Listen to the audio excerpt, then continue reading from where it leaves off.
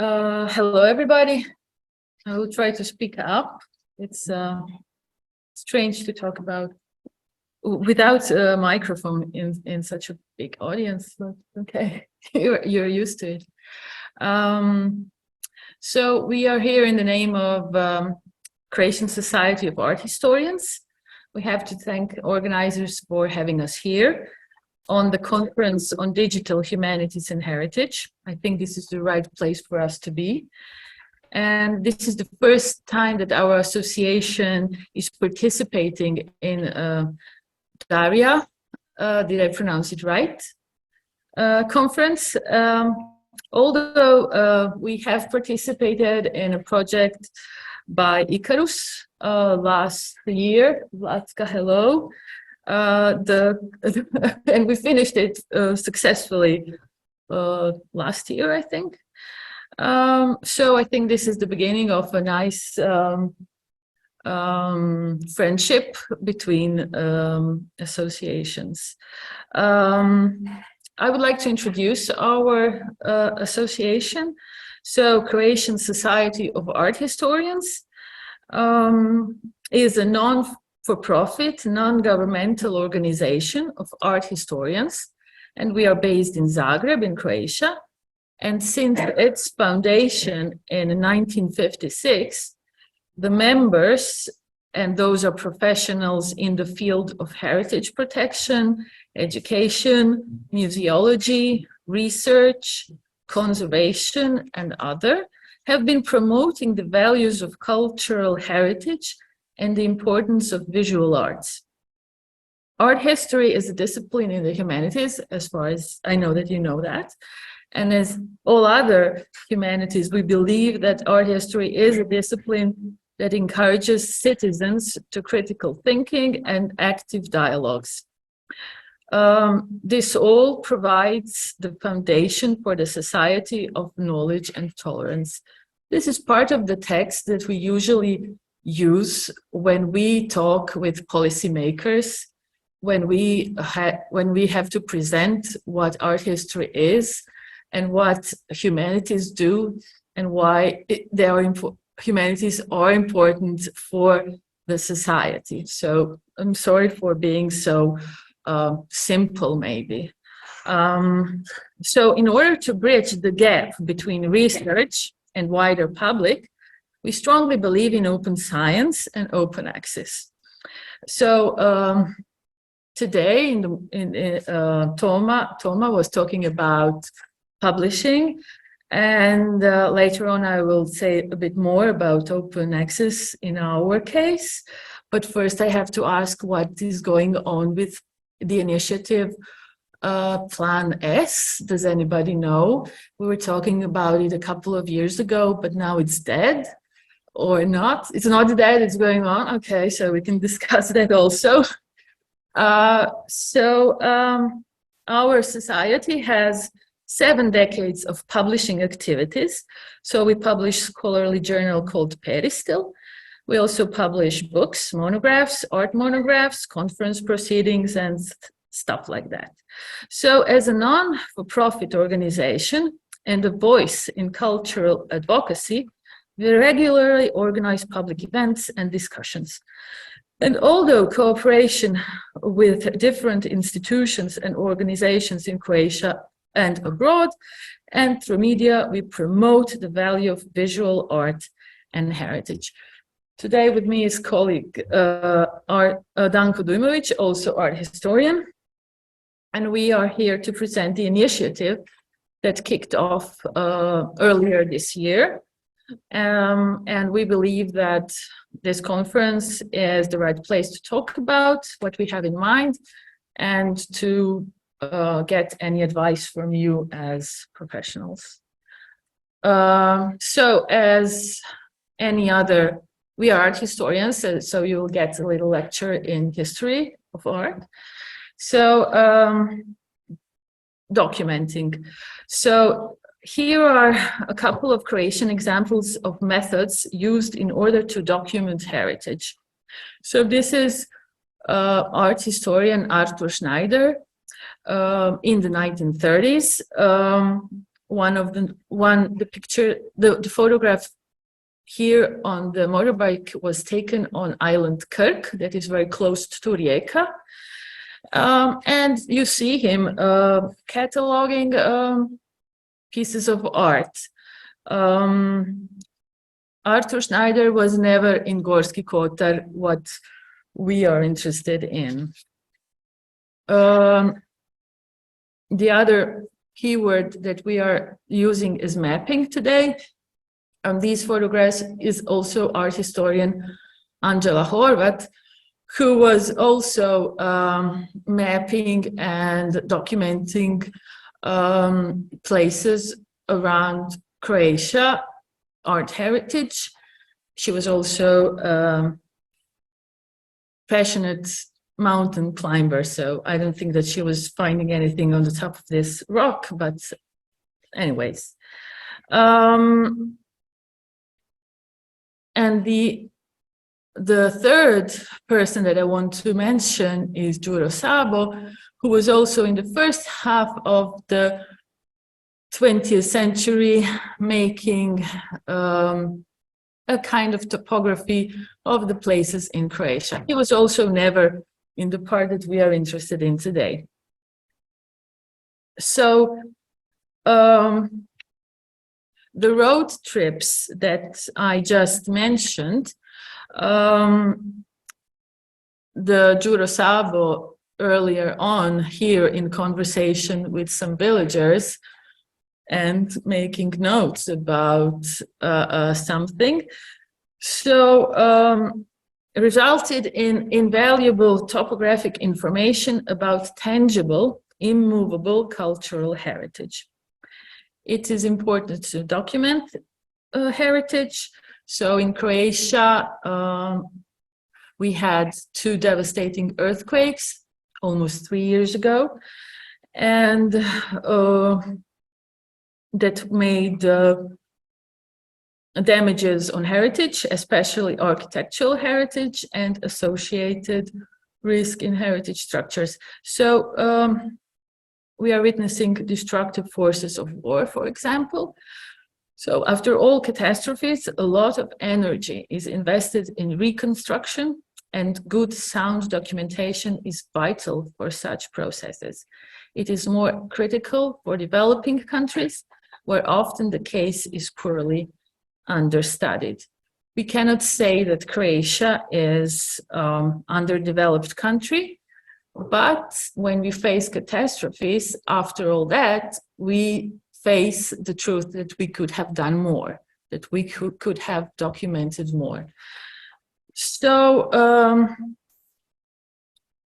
Croatia has today an institutionalized and developed system of heritage protection on the government level, and the Ministry of Culture and Media has developed central register of cultural goods.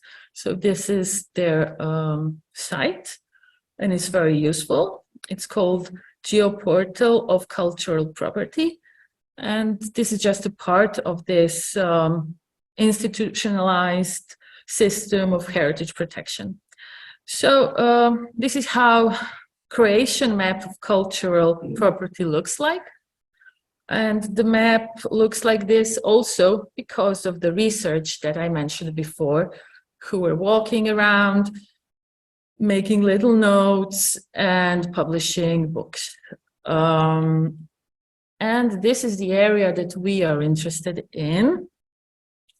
As you can see, it doesn't have many dots. And this is why Danko and I and me are here. This is the zoomed map. And the region is called Gorski kotar. Actually, it is a 20-minute drive from here, from Rijeka, and it's actually a part of this county. So this is Gorski kotar is a mountainous region. It is, although it is rich in cultural heritage, it still represents an insufficiently researched and properly valorized space. The map here is obvious evidence of this, what I'm saying now. So there are just a few locations marked as cultural property. So this is evidenced by the lack of conducted researches, and consequently there is no literature. And it is a vast, still unexplored mountain area of some 1,300 square kilometers. And actually it's a great potential for a more detailed understanding of the stylistic expression of this region. The attitude of the scholarly community has changed somewhat in recent years, especially after the establishment of the Department of Art History at the Faculty of Humanities and Social Sciences. That's where we are now, University of Rijeka, and students from the area, with the help of their mentors, process actually in their thesis the neglected heritage, and so that's a good contribution to the scholarly community. And so this is how we came to this initiative. We call it initiative, and this is like a shot from our discussions online, because I have to say that I'm in Zagreb, Danko is mainly in Rijeka, and the other people, I will mention their names: Daniel Štimac, Dejan Troha, Katarina Tušek, and Eugen Buric. There are some that are in Zagreb working in, or they are also in Rijeka, and they are also in Gorski kotar, in that mountainous region I was telling you about. So we are all art historians.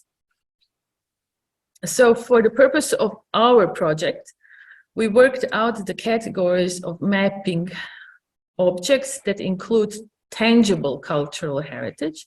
Those are archaeological sites, churches, residential architecture, monuments, World War II memorials, industrial architecture, historical transportation infrastructure, those are roads, and industrial and graphic design products. I will add here also photographs, old postcards, all kind of imagery, all kind of images. So the advantage of this kind of research is that art historians are originally from the area that they deal with. So these people know what they are talking about. They know the locations, they know the people, and they're familiar with the sites. So the entries that we are making and are coordinated with the Register of Cultural Goods in the Ministry of Culture and Media that I showed you earlier. And we pin those entries on the free online service Google Maps at the moment. So after entering the location in the digital map, data on literature, existing archival sources, as well as useful links and photographs of the entry, those things all are added. So this is like the fun part of this, because we have in the title participatory mapping, but this is participatory mapping. The Croatian Society of Art Historians, as a professional association whose goals are to introduce the values of the heritage to the local population, has undertaken a project involving art historians living in the mostly rural area of Croatia. So in the past 20 years and more, we have witnessed an explosion of participatory mapping initiatives throughout the world, in both developing and developed countries. Participatory mapping is the creation of maps by local community. Participatory maps provide a valuable visual representation of what a community perceives as its place and the significant features within it. In our case, we are directing the conversation with the local community in the areas that we are interested in. Although this is interesting and those sessions are revealing, though they are also time consuming. So maybe we will have to think about a good, efficient way of conversations. So we have to process a lot of information, and the conversations and the content that we get have to be curated. This is what actually we know what we want to get. So what we are doing, we are at the moment also, besides literature on the researchers, we are collecting everything that we have on the area, but we are also collecting visual data. So we are feeding our map with visual data. For example, here we have documented proof of a fire at the local factory in the 1970s. And at this stage, we are not interpreting, we are just collecting data, especially visual data. And as far as, because we are art historians, and I have to say that this region was famous for its craftsmen, and there was a long tradition of wooden furniture industry, especially after World War II. And the design products of that time are the focus of interest of researchers today. So we can provide the information. We don't need this information at the moment of the fire in the 1970s, and the date is actually 13th of October. Oh, cool. Cool. Is that today? No way. Okay, this is cool. I didn't see it before. So this is how our map looks like. So compared with the official map that I showed you earlier, this one is a bit more colorful. It has more colors, more dots on the map. And we just started it. We started just before the summer. So now I will give words to my colleague, Danko Dujmović. You are teaching at the Department of Art History. And so, you know. Okay, we have a very short time for a few words. The interpretation is the last part, actually, of this initiative, or it should be some kind of product and results of all the previous actions and activities that Martina has introduced us in. This interpretation in means of explanation of the significance of the cultural heritage and translation into explanation first to the local population, but as well in cooperation with the local population. For something that I would add to everything Martina said, that is adequate management with cultural heritage, which is very important for this area, which is depopulated on one hand, and in the other hand, it becomes very interesting and attractive touristic destination. So the cultural heritage in those kind of ways are or can be endangered. So through interpretation and cooperation with the local population, especially the school children from the area, but as well with all the other people who origin from there, as Martina and I both do, want to encourage that communication and interaction, which is both way. Through interpretation and pointing out the methods of management of heritage, or at least documentation of the heritage, for some other kinds of activities or the ways of usage of the economical parts in the area, and to add the additional sites to the researches of the or to encourage the researchers of the region. I'm sorry. Concentration is low and I'm trying to say fast everything I wanted to say. So we would like to expand the focus from the individual monuments of cultural heritage to the cultural landscape in general, to connect the cultural heritage with all the ways of usage of the land and all the way of communities lived there, and information from the community to make it all work like a kind of archive as a basis for scientific researches and all the other kinds of usage such information for the, as well, as I mentioned, the management and the making knowledge about this area better accessible, available. Thank you.